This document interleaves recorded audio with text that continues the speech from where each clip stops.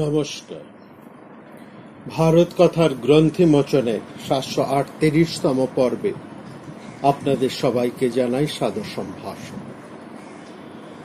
মহামতি অনন্তলালের পরম আশীর্বাদে আমরা শুনে চলেছি পুণ্য কথা।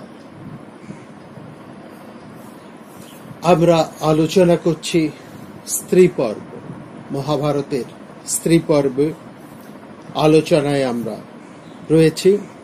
এখানে ভালো করে লক্ষ্য করবেন, দুটি মহাকাব্যিক চরিত্রকে পাশাপাশি বসিয়ে মহাভারতের কবি সমগ্র মহাভারতের অন্তর্দ্বন্দ্বকে এবং তাদের নিজস্ব দ্বিধা দর্ণকে আকীর্ণ করে তুলে দিয়েছে।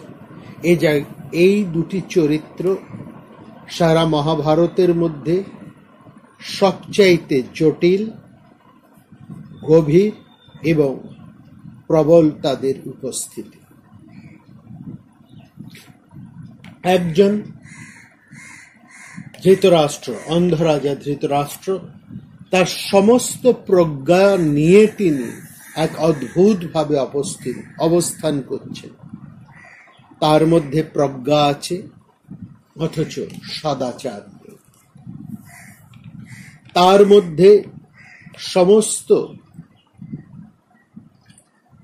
রাজধর্মের অভিনিবেশ রয়েছে, সমস্ত বিদ্যাবত্তা গুণ তার মধ্যে রয়েছে, অথচ সেগুলো সার্থক সদুপযোগ নেই।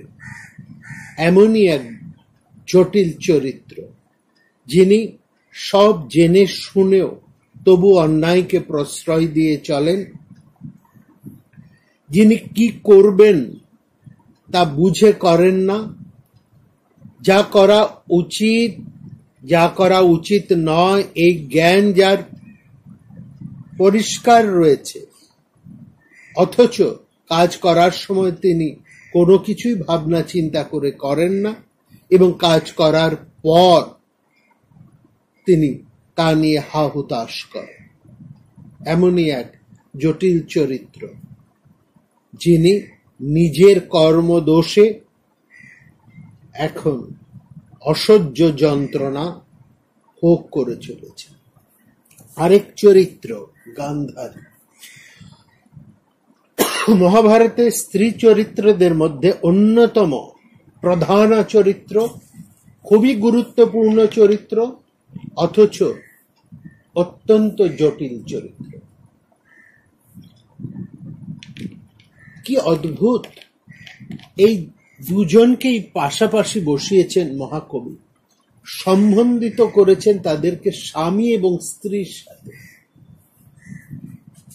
এমন একটা, ভালো করে লক্ষ্য করুন মহাভারতের কাঠামো এবং তার চরিত্রের বিন্যাসগুলোর মধ্যে। এই যে দুটি দুটি করে যুগল চরিত্র আছে মহাভারতে, এই চরিত্রগুলোর উপাদান এত চমৎকার এবং এই চরিত্রগুলো এত জটিল, বিমিশ্র এবং এত গুরুত্বপূর্ণ যে তাদেরকে আমরা অস্বীকারও করতে পারি না, আবার আমরা তাদেরকে সহ্যও করতে পারি না। গান্ধারীকে প্রকাশ করা এক কথায় কিন্তু খুব কঠিন। তিনি এমন এক চরিত্র, যিনি প্রতিবাদিনী, অথচ তিনি সারা জীবন ধরে প্রয়োজন সঠিক সময় কোনো প্রতিবাদ করেন না। যিনি ধর্মদর্শিনী, অথচ তিনি উপযুক্ত সময়ে তার ধর্মবোধ কেমন যেন নির্লিপ্ত হয়ে থাকে। এমনই এক চরিত্র, যিনি জননী, যার স্নেহের অন্ত নেই, অথচ তার সন্তানেরা তার স্নেহ বিষয়ে সংশয়িত। আবার এমন একটি চরিত্র, যিনি অন্যের ছেলের পক্ষপাতী হওয়া সত্ত্বেও এবং তারা সঠিক পথে আছে জেনেও তিনি তাদেরকে ক্ষমা করতে পারেন না, গ্রহণ করতে পারেন। এক পরস্পর সম্বন্ধহীন একমাত্র নারী চরিত্র। তাকে তুলনা করা যায় প্রবল পত্রপোহিত মুক্তাফলের মতো। প্রবল পত্রপোহিত, প্রবল অর্থাৎ ঈষৎ কালো, অর্থাৎ অশ্বত্থ গাছ কিংবা নিম গাছে লক্ষ্য করবেন যখন নতুন কিশলয়ের উদ্গম ঘটে তখন তার মধ্যে যে তাম্রাভ এক রক্তিমার আবরণ আমরা দেখতে পাই, সেটি হচ্ছে ওই প্রবল পত্রপোহিত। এবং তার মধ্যে যদি মুক্তা ফলকে আমরা পাশাপাশি বসিয়ে রাখি তাহলে তার উপমাটা হবে ঠিক এরকমই, প্রবল পত্রপোহিত মুক্তা ফলের মতো। একদিকে তরল জ্যোতি শুভ্র মুক্ত, আর অন্যদিকে গভীর তামাব্র রক্তিমতা। দুইয়ের এক অদ্ভুত বৈপরীত্য এই গান্ধারী চরিত্রের মধ্যে। মহাভারতের কবি সমস্ত চরিত্রের উপাদান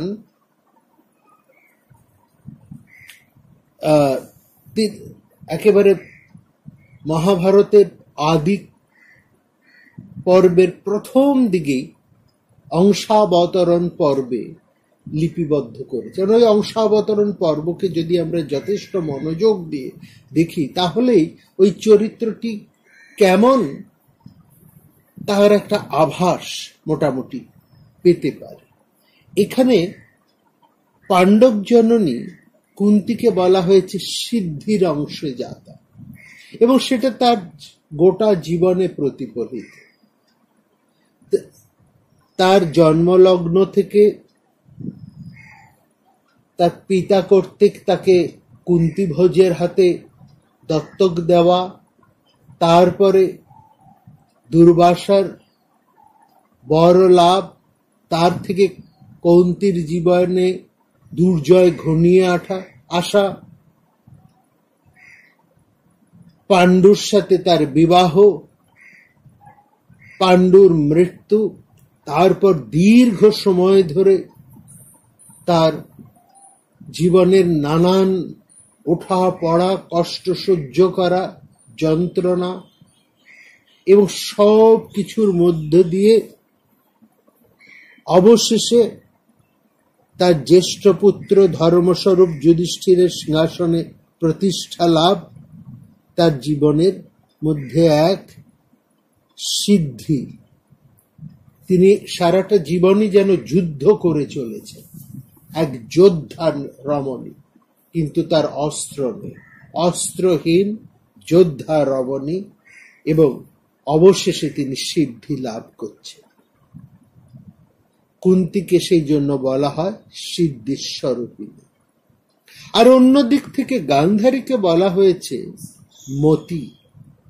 মতি এসছে মনন শব্দ থেকে। মননের প্রতিমূর্তি যা, তা হচ্ছে তার থেকেই মতি। মন ধাতু থেকে প্রত্যয় নিষ্পন্ন এই শব্দের মধ্যে ভালো করে লক্ষ্য করুন, মনের সংবেদনশীলতা রয়েছে। এই মনন শব্দের স্ত্রীলিঙ্গ রূপ হচ্ছে মতি, এবং মতি হচ্ছেন গান্ধারী। কিন্তু কি অদ্ভুত এই চরিত্র! আমরা দেখছি গান্ধারীর এক বিরাট স্নিগ্ধদীর জীবনে হিংসার প্রশ্রয় রয়েছে, রয়েছে অসূয়া, গভীর অসূয়া, অথচ তিনি ধর্মস্বরূপী, ধর্মশীলা। কিন্তু তার মধ্যে এক প্রচুর বৈপরীত্যের যে সংস্থান রয়েছে, সেখানে ওই ধর্মস্বরূপিণী হওয়ার সাথেও তার মধ্যে জীবনে চলে আসছে হিংসার প্রশ্রয়। তিনি কুন্তির পুত্র লাভের ঘটনা শোনা মাত্রই, অর্থাৎ যুধিষ্ঠিরের জন্ম বার্তা তার কাছে আসা মাত্রই তার অন্তহীন ক্রোধ কিংবা আত্মপীড়ন যা কি বলা যাক না কেন, তিনি ঈর্ষা, ক্রোধ, অসূয়া সব কিছুই তার জীবনের মধ্যে একসঙ্গে কাজ করছে, অথচ তিনি মনস্বিনী। এই বৈপরীত্য তার মধ্যে রয়েছে। ওই ঈর্ষা, ক্রোধ, অসূয়া সবকিছুর মধ্যেই তিনি তার গর্ভনাশের চেষ্টা করছেন। এখানে কুরুক্ষেত্রের যুদ্ধের পূর্বাহ্নে গান্ধারীকে আমরা নানাভাবে পাচ্ছি। ভীষণ প্রতিবাদী হিসেবে তাকে পাচ্ছি। আবার সমগ্র কুরুক্ষেত্রের যুদ্ধ যখন হয়ে চলেছে, তখন তিনি কিন্তু একেবারে নিশ্চুপ, তিনি অপেক্ষা করছেন। তিনি নীরব কিন্তু অপেক্ষমান। আবার এর মধ্যেও তিনি দেখছি, তিনি তার পুত্রকে, সমস্ত পুত্র স্নেহকে তিনি এক পাশে সরিয়ে রেখে মনস্বিনী গান্ধারী তার পুত্রকে বলছেন, ধর্ম যেদিকে জয় হবে সেখানে, যথা ধর্মস্তথা জয়। অর্থাৎ এখানেও আমরা দেখছি তার স্বামী পুত্রের বিষয়ের প্রতি জর্জরিত লোভ, আবার ওই স্বামী পুত্রের প্রতি তার মোহ স্নেহ, অথচ চরম এক মুহূর্তে হৃদয়ের সমস্ত বৈপরীত্যকে স্তব্ধ করে দিয়ে তিনি বলছেন যে যেখানে ধর্ম সেখানেই জয় হবে। এবং সেটাই যখন সত্য হয়ে ওঠে, তখন তিনি কিন্তু সেটাকে মেনে নিতে পারেন না। এই বৈপরীত্য তার মধ্যে আমরা রয়েছি।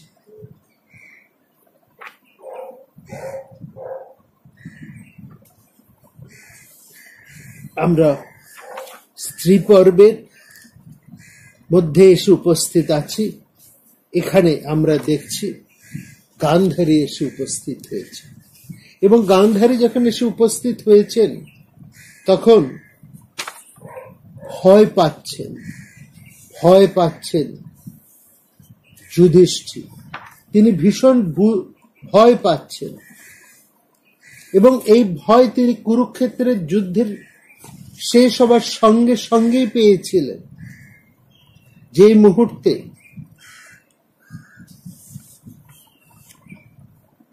দুর্যোধনকে বধ করা হলো, সঙ্গে সঙ্গে ভীত যুধিষ্ঠির দ্রুত শ্রীকৃষ্ণকে অনুরোধ করেছেন যে আপনি গিয়ে এক্ষুনি গান্ধারীকে শান্ত করো, কারণ গান্ধারী দুর্যোধনের অন্যায় উরুভঙ্গে যে অধর্ম হলো, গান্ধারী তা ক্ষমা করবেন না। যুধিষ্ঠির ওখানে ভেবেছেন গান্ধারী ক্রুদ্ধ হয়ে তার তপস্যার আগুনে ধ্বংস করে ফেলবেন এই সমস্ত সংসার। ঘোরেন তপসা যুক্তা ত্রৈলোক্যমপি সাধ্যঃ। কিভাবে এই পরিস্থিতি সামাল দেবেন যুধিষ্ঠির, সেটা ভাবছেন তিনি, অথচ তিনি গান্ধারীর মুখোমুখি হতে ভয় পাচ্ছেন। অর্থাৎ তিনি ভাবছেন ভাইদের নিয়ে গান্ধারীর সামনে উপস্থিত হবার আগেই গান্ধারীর ক্রোধ শান্ত করা দরকার। গান্ধার যা ক্রোধ দীপ্তায়া পূর্বং প্রশমনং ভাবে। কারণ যেভাবে ভীম দুর্যোধনকে বধ করেছেন, তাতে তার তীব্র পুত্র শোকের জ্বালায় আপন মানসাগ্নিতে তিনি পাণ্ডবদেরকে ভৎসসাত করে দিতে পারে। মানসৈনাগ্নি ক্রুদ্ধা ভস্মান্ন করিষ্যতি। ভয় পেয়ে তিনি কৃষ্ণের শরণ নিয়েছিলেন, এবং সেখানে আমরা দেখেছি কৃষ্ণ তাকে, গান্ধারীকে একটু সামাল দিয়েছিলেন, কারণ কৃষ্ণ বাগ্মীও বটে, চতুর বক্তাও বটে।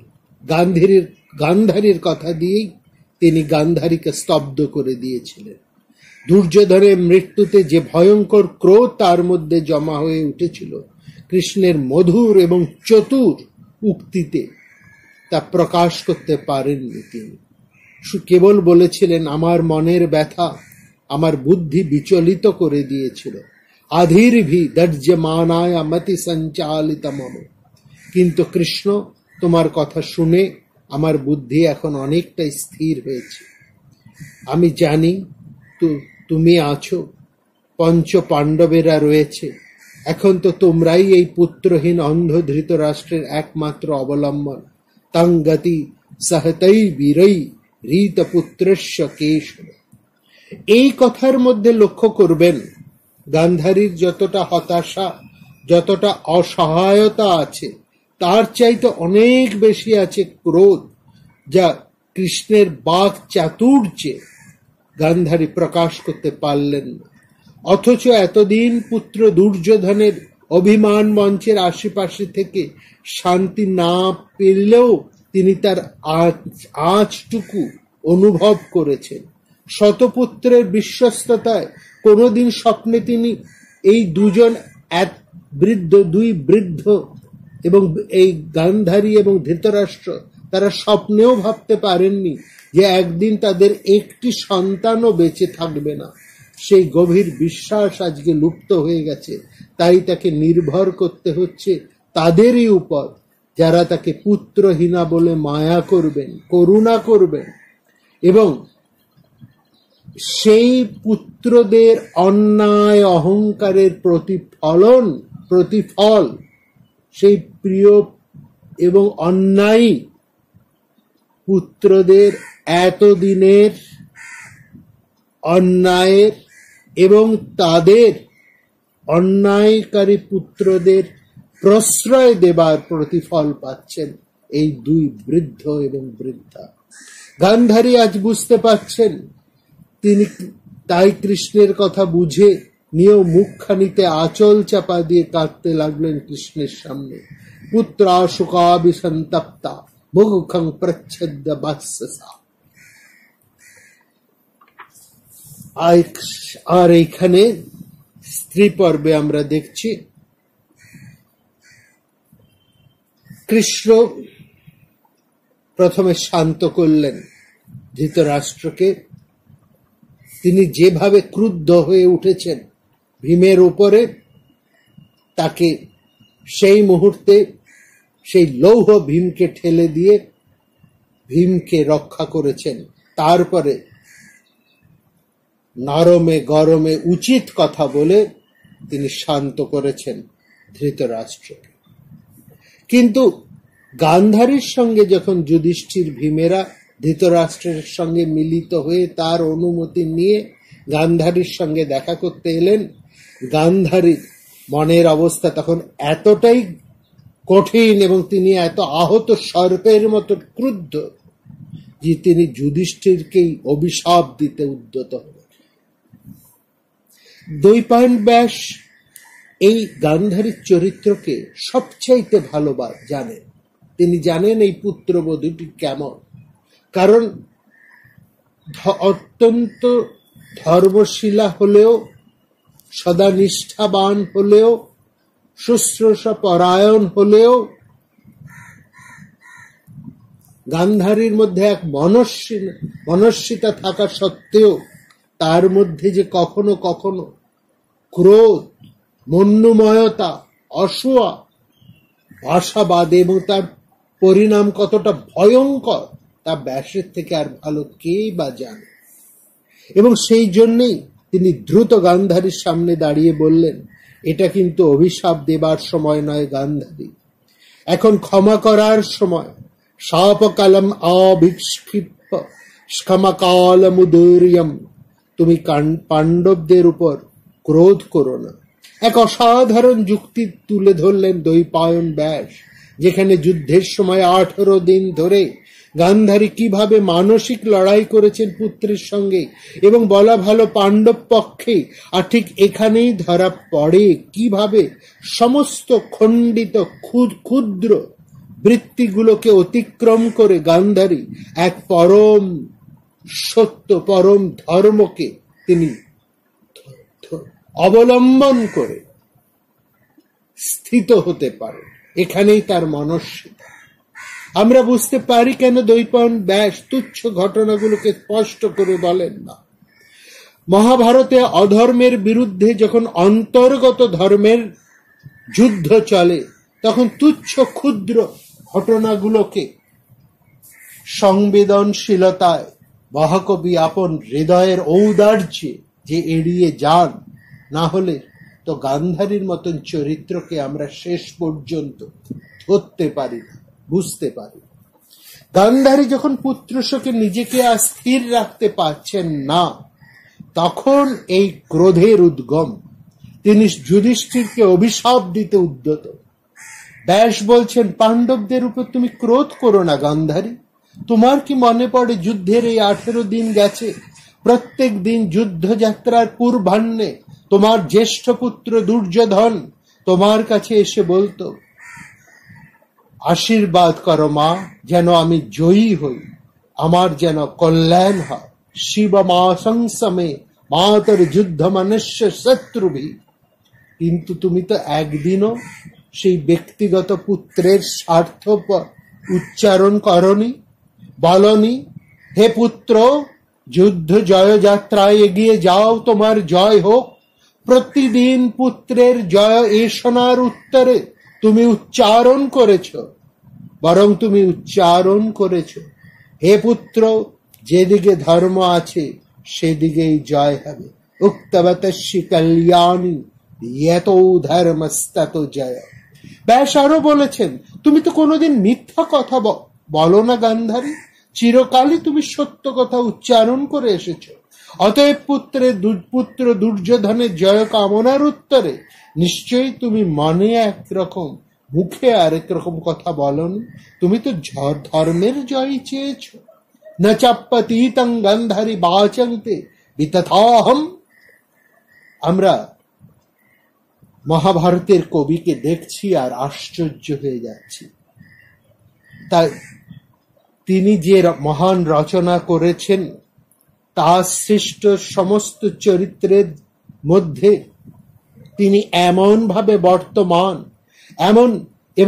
এমন ভাবে সেই প্রত্যেকটা চরিত্রকে সংশোধিত করে তাদেরকে ধর্মের পথে নিজের হাতে ধরে নিয়ে যান। প্রয়োজনে প্রত্যেকের পাশে এসে দাঁড়ান, কাউকে অবহেলা করেন না, কাউকে উপেক্ষা করেন। আজ যখন অন্যায়কারী পুত্রের শোকে গান্ধারী তার হৃদয়ের সমস্ত সদ্বৃত্ত থেকে প্রায় বিচ্যুত হতে চলেছেন বা বিচ্যুত হতে পারেন, ঠিক সেখানেই পরমহর্ষি ব্যাস এসে দাঁড়িয়েছেন তার পুত্রবধূকে আবার ধর্মবৃত্ত হতে প্রায় চ্যুত, তাকে আবার ধর্মবৃত্তের মধ্যে স্থিত করার জন্য। ব্যাস বলছেন, তুমি যাদের উপর এতদিন ক্ষমাশীল ছিলে, এখন সেই ক্ষমা তুমি তাদেরকে করছো না কেন?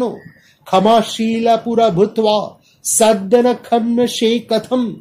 তুমি ধর্ম এবং পূর্বের কথা স্মরণ করে তোমার পুত্রস্থানীয় এদের উপর ক্রোধ পরিত্যাগ করো।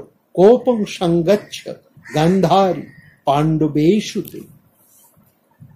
শ্বশুর রূপী ব্যাসদেবের কথায় গান্ধারী যেন সম্বিত ফিরে পেলেন। আসলে পুরোপুরি ধৃতরাষ্ট্রের মতন না হলেও গান্ধারীর হৃদয়ে এক দৈরথ আছে। এই জন্য আমরা বলেছি গান্ধারীর চরিত্র এক বৈপরীত্যের চরিত্র। তার মধ্যে যেমন তাম্রভা রয়েছে, আরক্তিম তাম্রভা, তেমনি আবার রয়েছে মুক্তর শুভ্রতা। অর্থাৎ তার মধ্যে কুটিলতা জটিলতা থাকলেও তার মধ্যে সেই ধর্মের এক গভীর ছায়াপাত রেখাপাত রয়েছে। সে কারণেই বলা হয়েছে গান্ধারী নিত্য ধর্মশীলা, তিনি মনস্বিনী। তার সন্তান কুপুত্র হওয়া সত্ত্বেও তিনি কিন্তু কুমাতা নন, এটাও আমাদেরকে মনে রাখতে হবে। অন্তর্গত ধর্ম তাকে যতই স্থির করে রাখার চেষ্টা করুক না কেন, যতই তাকে ধর্মে সত্য সত্যে ন্যায় প্রতিষ্ঠিত করে রাখার চেষ্টা করুক না কেন, কিন্তু আমরা কি করে ভুলে যাই তিনিও তো জননী, শতপুত্রবতী, শতপুত্রের মাতা। তিনি নিজ হাতে এই সন্তানদেরকে তিনি লালন করেছেন, প্রত্যেককে তার সামনে বড় হয়ে উঠতে দেখেছেন। হ্যাঁ, তিনি হয়তো তাদেরকে সঠিকভাবে মানুষ করে তুলতে পারেননি, তাদেরকে শোধন করেননি, তাদেরকে সঠিক সময় সংস্কার করেননি, তবু তো তিনি জননী। তাই তিনি ব্যাসদেবকে বললেন, আমি পুত্র স্নেহ থেকে কি করে নিজেকে সরিয়ে রাখতে পারি। অর্থাৎ গান্ধারীর মধ্যে এক অচিন্ত সংকট আমরা লক্ষ্য করি। তিনি বলছেন, আমি পাণ্ডবদেরকে দোষারোপ করি না, তাদের বিনাশও যাই না। আমি জানি পাণ্ডবরা কুন্তির কাছে যেমন স্নেহের, তেমনি আমাদের কাছেও, কাজে তাদের বাঁচিয়ে রাখাটা আমারও কাজ, রাজা ধৃতরাষ্ট্রেরও কাজ। যথৈব কুন্তা কৌন্তেয় রক্ষিতা ব্যবস্থা মায়া। এই অসামান্য উচ্চারণের মধ্যেও কিন্তু গান্ধারী ভীমের অন্যায় গদাঘাতটুকু তিনি ভুলতে পারেন না। সারা জীবনের পুত্রের অন্যায়গুলো তিনি এই মুহূর্তে ভুলে গেলেন, এবং সেই জন্যই তিনি চিৎকার করে উঠলেন ভীমের প্রতি, যে তুমি কি করে এই অন্যায় কাজটা করলে, কি করে তুমি দুঃশাসনের রক্ত পান করলে, কিভাবে অন্যায় ভাবে তুমি দুর্যোধনের উরুর মধ্যে আঘাত করলে, নাভির নিচে তুমি কিভাবে আঘাত করতে পারলে তাকে। ভীম এবার তর্কে এলেন। তিনি প্রথমে স্বীকার করেছেন, ধর্মই হোক আর অধর্মই হোক, আত্মরক্ষার জন্যই আমি এই অন্যায় করেছি। তিনি বলেছেন, যুদ্ধনীতির সঠিক নিয়ম মানলে আমি কেন, কেউই আপনার ছেলেকে হারাতে পারত না, আর ঠিক সেই জন্যই আমাকে অধর্ম করতে হয়েছে।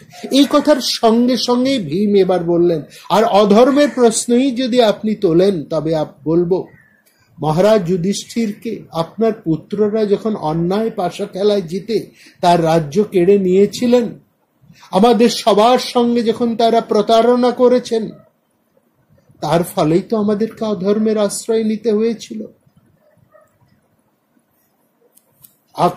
এক এক করে আমরা শুনেছি ভীম সেই যুক্তি তুলে ধরেছেন, কেন তাদেরকে অন্যায়ের পথে আসতে হয়েছে, কেন অধর্মের শরণাপন্ন নিতে হয়েছিল। তারা তো ইচ্ছে করে অধর্মের পথে আসতে চাননি। এবং এক এক করে তার গান্ধারীর সন্তানদের সমস্ত অপ্রিয় অন্যায়ের ঘটনা তুলে, অন্যায়ের উপরে অন্যায়ের ঘটনাগুলোকে তুলে ধরেছে, এবং সবচাইতে যখন বলে বলছেন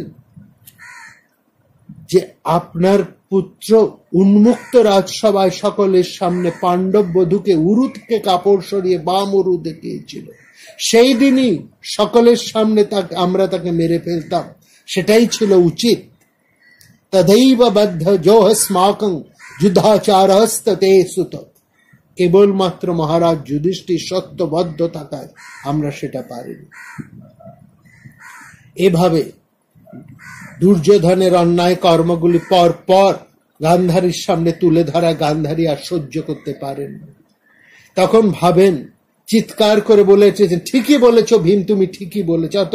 অর্থাৎ তিনি ভীমকে থামিয়ে দিতে চাইছেন, আর শুনতে চাইছেন না দুর্যোধনের সেই অন্যায় কর্মসারণী। তিনি বলছেন, এমন ছেলের মৃত্যুই হচ্ছে উপযুক্ত। তবু তিনি বলেন, তুমি তো তার প্রশংসাই করেছ, তুমি ওর সঙ্গে পারতে না গদা যুদ্ধে, তাই অন্যায় করে তাকে নাভির অধোদেশে আঘাত করেছ। এবং তারপরে ভীম বলেছেন, যখন দুঃশাসনের রক্তপানের কথা উঠে এলো, তা এবং শেষ পর্যন্ত বলেছেন ভীমকে, তুমি এই অন্ধ বৃদ্ধের 100টা ছেলেকেই হত্যা করেছ, অন্তত একজনকে তো বাঁচিয়ে রাখতে পারতে, তাহলে আমিও তোমাকে অন্তত সম্পূর্ণভাবে অপরাধী ভাবতাম না। কস্মান্ন শেষ কঞ্চিত জেনাল্পম অপরাধিতম, আমরা বৃদ্ধ হয়েছি, আমাদের রাজ্যও চলে গেছে। একটা ছেলেও যদি আজ বেঁচে থাকতো তাহলে তো সে আমাদের অন্ধ জ্যেষ্ঠী হয়ে থাকত। না শেষয় কথং জ্যেষ্ঠী বৃদ্ধ রীত রাজ্যয়। যে গান্ধারী এক সময় দুর্যোধনকে বলেছিলেন, এ রাজ্য তো তোমার পাবার কথা নয়, পিতৃপিতামহ ক্রমে এই রাজ্য পাণ্ডবদেরই পাবার কথা, সেই গান্ধারী কিন্তু ভীমকে বলছেন আমাদের রাজ্য চলে গেছে, আমাদের একটা ছেলেও বেঁচে নেই, এবার আমাদের পাণ্ডবদের উপরেই নির্ভর করে থাকতে হবে। আর এই নির্ভরতা কিন্তু গান্ধারী ভালোভাবে মেনে নিতে পারছেন না। অর্থাৎ দুর্যোধনের অন্যায় আচরণ, অহংকার যতই তিনি ক্ষুব্ধ থাকুন, তবু অন্য পুত্রের উপর তো তার নির্ভরতা ছিল না, সেখানে তার একটা আত্মমর্যাদা জায়গা ছিল। এখন সেই মর্যাদা খুইয়ে তিনি আর নিজেকে স্থির রাখতে পারছেন। অর্থাৎ তার মধ্যে আমরা দুটো আলো এবং ছায়া, দুই একই সঙ্গে খেলা করে চলেছে, এটা আমরা লক্ষ্য করছি গান্ধারীর চরিত্রের মধ্যে। এক সময় তার মধ্যে দেখেছি তিনি অন্যায়ের ভীষণ প্রতিবাদী, সমস্ত অন্যায়ের প্রতিবাদে তিনি সযৌক্তিকভাবে প্রতিবাদ করছেন, তার স্বামীর বিরুদ্ধে তিনি সযৌক্তিকভাবে দাঁড়াচ্ছেন পুত্রের বিরুদ্ধে। আবার সেই গান্ধারীকে এখানে দেখছি সব হারিয়ে তিনি কিন্তু তার পুত্র স্নেহে মোহিত হয়ে অন্যায় পুত্রকেই তিনি কখনো হয়তো সমর্থন করে বসছেন। এবার আমরা দেখছি গান্ধারী আর হয়তো নিজেকে সংযম করে রাখতে পারছেন না। তিনি শোক তাকে এতটা উন্মত্ত করে দিয়েছেন এবং ভীমের যুক্তিতে যার ক্রোধ তিনি প্রকাশ করতে পারেননি, যে ক্রোধ তিনি প্রকাশ করতে পারেননি কৃষ্ণের যুক্তিতে, সেই ক্রোধকে তিনি এবার প্রকাশ করতে চাইলেন যুধিষ্ঠিরের উপর। আর তাই তির্যক শব্দ উচ্চারণ করে বললেন, তোমাদের সেই রাজা কোথায়? কস রাজেতি সক্রোধা পুত্র পৌত্র বধার্দিতা। পুত্র পৌত্র বধার্দিতা, পুত্র পৌত্র হারা জননী ক্রোধে উন্মুক্ত হয়ে তির্যক ভঙ্গিতে চিৎকার করে উঠলেন, তোমাদের সেই রাজা কথা। যুধিষ্ঠিরকে বলছেন সেই রাজা কোথায়? এই ভয়ঙ্কর যুদ্ধের পর এখনো যুধিষ্ঠিরের রাজ্যাভিষেক হয়নি, অথচ গান্ধারী তাকে তির্যক ভাবে আক্রমণ করে বলছেন সেই রাজা কোথায়? যুধিষ্ঠির ভয়ে ভীত যুধিষ্ঠির কাঁপতে কাঁপতে দাঁড়ালেন গান্ধারীর সামনে, দাঁড়ালেন হাত জোর করে। তমভ্যগচ্ছদ্রাজেন্দ্র বেপমান কৃতাঞ্জলি।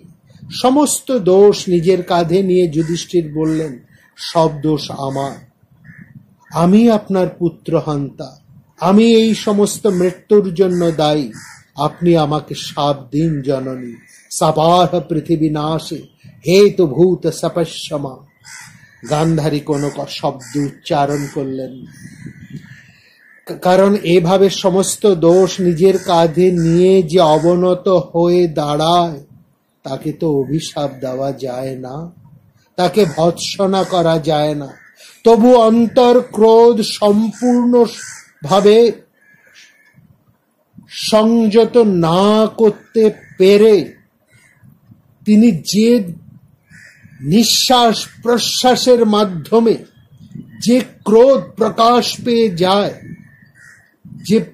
যে ক্রোধ বাক্যের মাধ্যমে প্রকাশিত হয় না, যে ক্রোধ শারীরিক ভঙ্গিমার মধ্যে দিয়ে প্রকাশ পায় না, যাকে সেভাবে হয়তো সংবরণ করা যায়, গান্ধারী প্রাণপণে সংবরণ করার চেষ্টা করছে, কিন্তু হৃদয়ের উষ্মা তার এক বৈপরীত চরিত্রের প্রভাবে তা প্রকাশিত হয়ে গেল তার নিঃশ্বাসে প্রশ্বাসে, তার ক্ষুব্ধ দৃষ্টির মধ্যে দিয়ে। তিনি কেবলমাত্র দীর্ঘশ্বাস ত্যাগ করতে লাগলেন কোনো কথা না বলে। নবাচ কিঞ্চিত গান্ধারী নিঃশ্বাস পরমাবৃষম।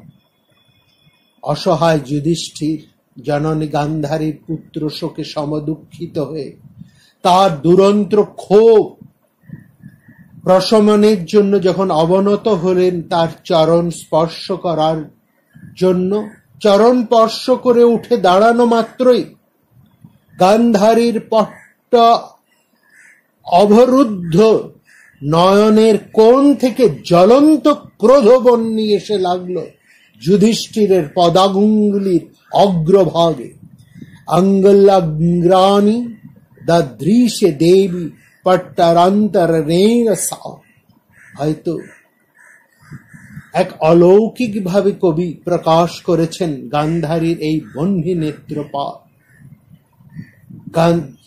জননীর নেত্র বহ্নিতে যুধিষ্ঠিরের সমস্ত পদাঙ্গুলির অগ্রভাগ কালো হয়ে গেল, যেন পুড়ে গেল, সমস্ত নখগুলো নষ্ট হয়ে গেল যুধিষ্ঠিরের। ততসকু নৌখি ভূত দর্শনীয় নৌখ নৃপঃ। এটা অলৌকিকতা নয়, অর্থাৎ গান্ধারীর চোখের পট্ট আবৃত, তার ক্রোধের প্রকাশ হচ্ছে না, অর্থাৎ গান্ধারীর ক্রোধ হৃদয়ের মধ্যে দিয়ে, তার চরিত্রের মধ্যে দিয়ে, তার অন্তরের মধ্যে দিয়ে যে দৈত্য সত্তা কি বিপুল ভাবে যুদ্ধ করে চলেছে তার এক অপূর্ব ছবি এঁকেছেন এখানে মহাকবি। একদিকে তিনি তার সমস্ত ধর্ম সত্তা দিয়ে, মনস্বিনী সত্তা দিয়ে, তার সমস্ত সৎ সত্তা দিয়ে, তার সেই শুভ্র মুক্ত জ্যোতির স্বরূপ ধর্ম সত্তা দিয়ে তিনি নিজেকে প্রাণপণে সংবরণ করতে চাইছেন। তার ক্রোধ তিনি বুঝতে পেরেছেন এখানে পাণ্ডবদের কোনো অন্যায় নেই, তাদেরকে কোনোভাবে অভিশাপ দেওয়া যায় না, তাদের উপর ক্রোধ করা যায় না, এই একটা ভাব তার মধ্যে ক্রিয়া করছে। আর অন্যদিকে একইভাবে তার মনের মধ্যেও সেই কুটিল অন্যায় অসুয়া ভাব প্রবল ভাবে ক্রিয়া করে চলেছে। এই দুই ক্রিয়ার মধ্যে চলছে তার অন্তরের মধ্যে দুই বিপরীত ক্রিয়া, এক দৈবাসুর যুদ্ধ যেন চলছে জননী গান্ধারীর অন্তরের মধ্যে দিয়ে। আর তারই প্রকাশ, একদিক দিয়ে তিনি নিজেকে সংযত করে রেখেছেন, একটি শব্দ প্রকাশ না করে কেবলমাত্র সেই ক্রোধ প্রকাশ পাচ্ছে তার দীর্ঘ নিঃশ্বাসের মধ্যে দিয়ে। আর সেই ক্রোধ তার সযত্নে বাধা চক্ষুপটাবৃতের কোনো এক ছিদ্র দিয়ে এত তীব্রভাবে এসে পড়ল, অর্থাৎ এত তীব্রভাবে এসে সেই ক্রোধ প্রকাশ পেল যে সেই ক্রোধাগ্নি যুধিষ্ঠিরের চরণের মধ্যে পড়া মাত্রই তার পায়ের সব কটা নখ কালো হয়ে গেল, পুড়ে গেল। এইটাই দিয়ে মহাকবি দেখাচ্ছেন যে গান্ধারীর অন্তরের মধ্যে সেই ক্রোধ, সেই অসূয়া, তার শক্তি কতটা প্রবল, একই সঙ্গে দৈব শক্তি এবং আরেক দিক দিয়ে এক ভয়ঙ্কর আসরিক শক্তি কি বিচিত্র ভাবে খেলা করে চলেছে গান্ধারীর অন্তরের মধ্যে দিয়ে। আর এই জন্যই তো আমরা বলেছি গান্ধারীর চরিত্রের মধ্যে এক অদ্ভুত বৈপরীত্য রয়েছে। তার মনস্বিনতা এই দুটোকে হয়তো সংযম করে আটকে রাখার চেষ্টা করে, কিন্তু সবসময় তার রক্ষা পায় না। এই জন্য দেখছি গান্ধারীর চোখে দেখা এই প্রতীকী নেত্রবহ্নির মাধ্যমে মহাকাব্যের কবি তিনি বুঝিয়ে দিচ্ছেন গান্ধারী যে চিরকাল ধর্ম ভাবনায় ভাবিত হয়ে স্বভাবত শুদ্ধ হতে চান, মানুষের স্বভাব বৃত্তি সেখানে স্ফুরিত হয় নিতান্ত অসচেতন ভাবেও। যুধিষ্ঠিরকে দেখেছিলাম আমরা সেই দূত সভায় অপরাজিত ধর্মবৃত্তির মধ্যেও তিনি কেমন পাশা খেলায় দ্রৌপদীকে পণ রেখেছেন। আর আজকে ঠিক তারই আরেক উদাহরণ মহাকবি আমাদেরকে দেখালেন গান্ধারীর মধ্যে দিয়ে এক ধর্মাধার জননী চিরন্তন ধর্মবোধের মধ্যেও জাগ্রত হয়ে ওঠে স্নেহান্ধতার আগুন, যা ধর্ম শরীরের পায়ের আঙুলগুলোকে, আঙুলের অগ্রভাগগুলোকে, পদাঙ্গুলিগুলোকে পুড়িয়ে দেয়। অর্থাৎ মানুষের মধ্যে, সমস্ত মানুষের মধ্যেই কিন্তু এই দুই সত্তা সমানভাবে ক্রিয়া করে। কখনো এক সংযত আত্মা তাকে সংবরণ করে রাখতে পারে, কখনো পারে না। সাধারণ মানুষ কখনোই পারে না, কিন্তু যারা বিশালাকার মানুষ, যারা যুধিষ্ঠিরের মতন মানুষ, তাদেরও কখনো কখনো স্পদস্খলন ঘটে।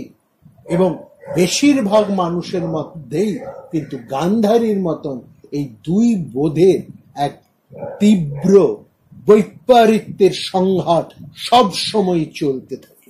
এটাই মহাকবি আমাদেরকে চমৎকার ভাবে দেখেছে। এইখানে স্ত্রী পর্বের মধ্যে এই জিনিসটি আমাদেরকে বোঝায়। স্ত্রী পর্বের মধ্যে মানুষের চরিত্রের এই দিকগুলোকে অপূর্বভাবে তুলে ধরেছেন। এক একটি পর্বের এক একটি সংবাদ রয়েছে। এক একটি পর্বের মধ্যে দিয়ে মহাকবি আমাদের সামনে মানুষের জীবনের এক বিচিত্র থেকে বিচিত্রতর রূপকে, তার মানসিকতাকে কি অপূর্বভাবেই না তুলে ধরেছে। এগুলোকে যদি আমরা যথার্থভাবে না বুঝি, তাহলে মহাভারত পাঠ আমাদের কাছে মিথ্যা হয়ে যায়। এখানে এই মহাকবির হৃদয়ের এই ইঙ্গিত, তার দেখানো এই ভীষণ গুরুত্বপূর্ণ সন্ধিক্ষণের মধ্যে দাঁড়িয়ে যদি আমরা মহাকবির হৃদয়কে সম্পূর্ণভাবে না বুঝতে পারি, তার ইঙ্গিতগুলোকে আমাদের কাছে যদি আমরা স্পষ্ট করে না তুলতে পারি, এই মহাকবির উক্তিগুলোকে আমরা যদি উপলব্ধি না করতে পারি, তাহলে মহাভারতের কোনো অমৃত ফলই আমরা লাভ করতে পারি না। আর ঠিক এখানেই আমরা দেখছি যুধিষ্ঠিরের ওই পায়ের অবস্থা দেখে অর্জুনের মতন মহাবীরও তিনি কৃষ্ণের পেছনে লুকিয়ে পড়ছেন। কৃষ্ণ সহ পাণ্ডব ভাইরা ধীরে ধীরে গান্ধারীর ক্রোধ প্রশমন করার চেষ্টা করলেন এবং দ্রুত গান্ধারীর ক্রোধ শান্ত হল। পাণ্ডবেরা ফিরে পেলেন তাদের পুরনো জননীকে। বিদ্বেষ শূন্য গান্ধারীকে রেখে এবার পাণ্ডবেরা এগিয়ে গেলেন জননী কুন্তীর কাছে। প্রাণারাম প্রাণারাম প্রাণারাম প্রাণারাম